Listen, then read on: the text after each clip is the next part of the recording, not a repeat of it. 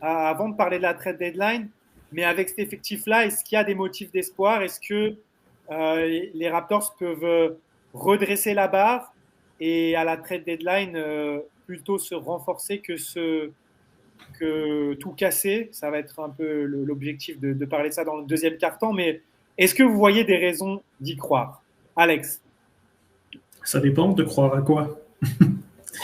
De croire à quoi exactement? Qu'on va revenir dans le top 6? Ça De semble croire à, assez. de croire à ne serait-ce que finir sur une bonne dynamique Finir sur une bonne et dynamique, oui. sortir du play-in et faire comme l'année dernière, au moins jouer le premier tour des playoffs. Jouer un premier tour de playoff, oui, il y a clairement moyen d'y croire parce qu'on peut toujours se dire que peut-être que les blessures sont finies et qu'on va enfin être définitivement au complet jusqu'au bout. Enfin, je pense qu'on a aussi sous-estimé l'impact de la blessure de Precious Achiuwa. En sortie de banc, on voit bien que depuis qu'il est revenu, il y a le duo Achiuwa-Boucher est vraiment très très impressionnant, très efficace, que ce soit défensivement ou offensivement. Même si on a revu Precious faire quelques moves un peu douteux, mais ça va revenir, il va se calmer, ça s'agir. Mais voilà, je pense que son absence dans la second unit a fait très mal et on voit bien que depuis son retour, les remplaçants inscrivent plus de points.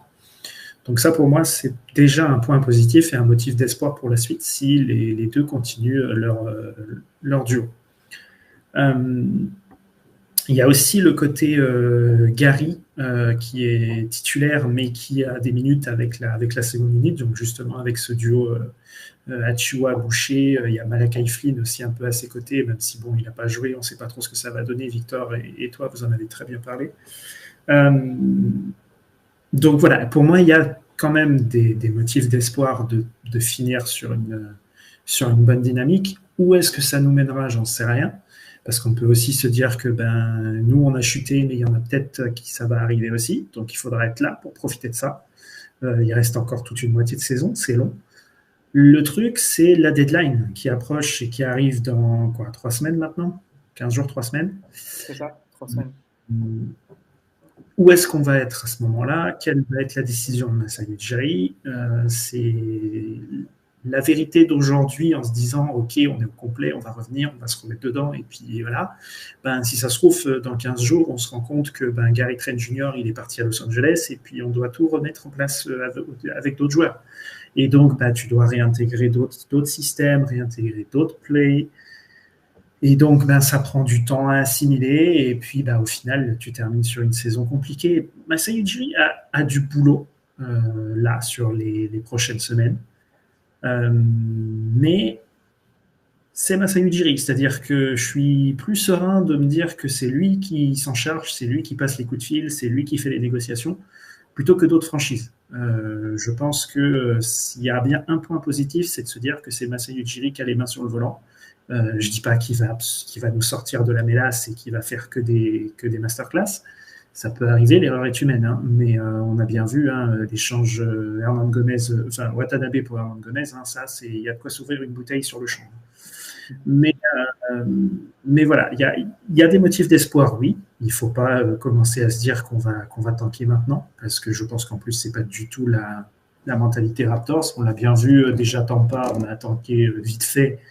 On a eu de la chance de récupérer Scottie Barnes, mais je pense qu'aujourd'hui, il y a trop d'équipes qui tankent pour tenter ce genre de risque. Pour moi, il vaut mieux tenter un push, accrocher le play-in et tout faire sur un ou deux matchs selon comment tu te positionnes pour accrocher un premier tour de play-off, plutôt qu'essayer de jouer sur les pourcentages et d'accrocher une place. Pour moi, ça ne réglera pas le problème. Après, il y a aussi, comme vous l'avez dit, les histoires de contrats aussi à prendre en compte. Le fait que certainement qu'à la fin de la saison, Van Vliet et Gary Trent Jr. ne vont pas prendre leur player option et seront donc libres de signer où ils veulent. Donc, est-ce que les deux seront encore sous le maillot des Raptors dans 3 semaines? Ça joue aussi sur l'incertitude et ça joue aussi du coup sur les résultats de l'équipe parce que moins pas de certitude, moins tu es efficace. Victor, est-ce que tu y crois encore? Est-ce que les Raptors peuvent aller chercher le play-in, voire les playoffs? Il n'y a pas un grand écart avec même la sixième place. Hein. Il faut réussir à faire cette série de victoires que les Raptors n'ont pas encore été capables de faire, mais il reste encore quasiment toute la moitié de la saison. C'est pas perdu, mais bien sûr, il y aura cette deadline dont on va parler juste après. Je vais sauter la dernière question parce que au final, je pense pas qu'elle nous intéresse maintenant. Mais comment toi, tu vois ça? Je pense que, comment dire, il y a un truc quand même qui est à noter, c'est qu'effectivement, je pense qu'il y a des équipes qui ont pris trop d'avance dans le tanking pour s'y mettre maintenant, et je pense que ça serait un bordel sans nom de commencer à vouloir tout balancer par la fenêtre. Je crois évidemment, après je pense que c'est quand on est fan ou alors quand on est observateur régulier, je pense qu'on a toujours beaucoup plus envie que ça soit positif que négatif. Donc je pense qu'on a tous envie de voir un push, sachant que je pense qu'il y a largement la place d'aller en play-in. Je pense pas que fondamentalement, devant nous, alors parce que quand on regarde finalement, par exemple, quand on regarde Chicago, je me souviens que Chicago, bah, si tu poses la question, t'en as qui diraient bien évidemment que c'est mieux construit à Chicago, c'est beaucoup plus solide et tout, et pourtant on est vraiment pas loin, quoi. Donc je pense que on doit tenter le run de fin de saison, enfin en tout cas sur la deuxième partie de saison, on doit tenter le run. Je pense que c'est beaucoup plus intéressant. C'est aussi dans les cordes de l'équipe, on voit que le 5 de départ, j'avais vu la stat, je pense que Siakam c'est 25 points, Van Vliet au-dessus des 20, Scotty il a 18, et OG et Trent c'est aussi au-dessus, je pense que c'est vers 18 quelque chose, tu vois. Mais enfin bref, on a un 5 qui fonctionne, qui sait marquer des points. Moi je pense qu'il faut, en fait je pense qu'à un moment il va se passer un match où on va se dire punaise mais c'est comme ça que ça va fonctionner. Et l'exemple qu'a donné Alex sur la paire Boucher-Achiwa, je pense que ça va être aussi une des pierres angulaires du retour des Raptors. En fait, dans un espèce de bilan positif, ou en tout cas dans une dynamique positive, puisque je pense que c'est là aussi qu'on a besoin de certitude. Quand un Van Vliet ne met que 11 points, etc., mais qu'à côté, t'en as qui, Siakam en met 30, Gary en met 20, que OG en met 15, bah lui il en met 11, mais bon, à côté, le banc en met une petite quinzaine, tu vois.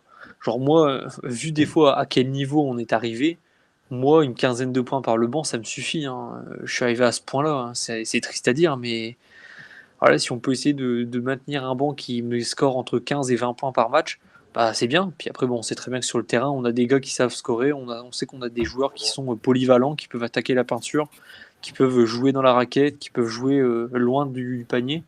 C'est une possibilité. Après, moi je pense que si Masai est dans cet état d'esprit-là, je pense qu'il bougera quand même pour essayer de trouver une solution sur le banc, pour peut-être rajouter un petit shooter, quitte à envoyer Autoporteur Junior créer de l'espace quelque part ou je sais pas quoi. Bref, je pense qu'il y a une solution à trouver quelque part. Il y a des équipes qui commencent à peine leur tank sur un plan sur plusieurs saisons, donc c'est peut-être le moment aussi de leur refourguer Autoporteur avec son contrat sur 2 ans et nous de faire un petit peu de place, d'avoir Autoporteur, d'avoir. Enfin, je veux dire, je pense qu'on a plusieurs pièces qui sont intéressantes à. Je veux dire, Hernan Gomez, il vaut quelque chose aussi. Hein. Je pense qu'il y a des équipes qui. Faut savoir aussi le foutre quelque part. Hein. Je pense que voilà, il y a des solutions, même un ajustement, ne serait-ce que très léger. Et c'est dans des moments comme ça où je me dis, mais punaise, et Matt Thomas qui serait là et qui serait utilisé comme enfin la gâchette qu'il devrait être. On se souvient de lui. Je me souviens d'un match qu'on est allé voir à Toronto avec lui face aux Bucks, où genre le mec il met je sais plus 21 points, il fusille les Bucks à longue distance. Ouais, enfin bref, c'était pas les Bucks, je pense que c'était les Hornets encore une fois. Bref, tout ça pour dire que je pense que Massa va vouloir bouger. Il a la bougeotte, mais après il y a une telle fourchette de possibilités. Je pense qu'il bougera, c'est sûr. À voir si ce sera un petit move ou un gros move.